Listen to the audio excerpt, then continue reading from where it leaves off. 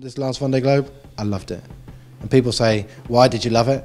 And the reason I loved it was because I was performing to or above expectation. And that's the reality. If you're performing below expectation, it's hell on earth. So for me, it's a competition.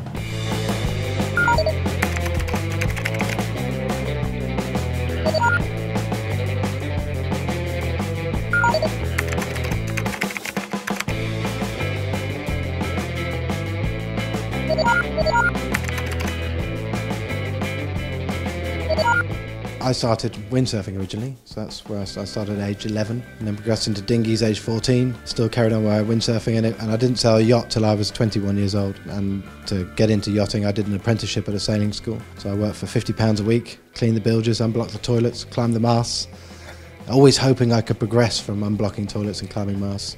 And then I was lucky enough to get a job with Clipper Ventures, and Sir Robert Knox-Johnson. I went up to Greenland with him on an expedition as his first mate, for him to check me out, to give me a job to sail around the world. And at the end of it, he said he put his trust in me and allowed me to skipper a boat around the world, which I was lucky enough to be able to win, and that then allowed me to kind of step into the Amoca world.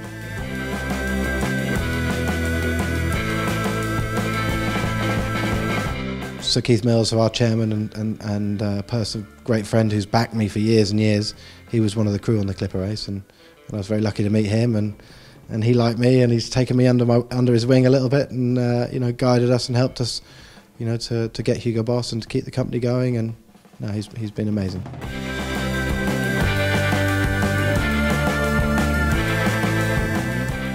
So Hugo Boss have been sponsoring me now since 2003, and I think the main reason why they sponsor our team is because, you know, the Vendée Globe, the race around the world, non-stop solo, it's not really, I mean, it's about sport, but it's very interesting to non-sailors and people that don't understand it. It's about one man, you know, versus the elements, and so it's a real human interest story and an aspirational, inspirational thing to do.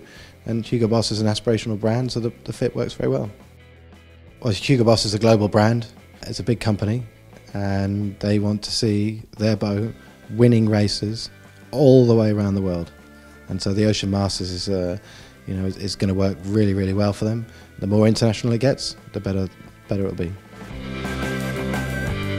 But well, definitely the highlight of my Amoca career was finishing third in the Vendée last year. You know, it's been quite a frustrating ride up to that, because I always felt that I had it in me, but we never seemed to be able to get the technical choices right and to get the boat into a condition where it could get around the world. So that was definitely a big highlight. Definitely the biggest low point for me was losing a boat, you know, to physically have to step off your boat halfway between Africa and Antarctica, you know, was A, pretty scary, but B, you know, to lose your boat, your livelihood, you know, everything you've put into it was certainly one of the saddest moments of my life. In the Velux 5 Oceans, when Mike Golding rescued me, that's probably the only time I could probably say I've come close to death.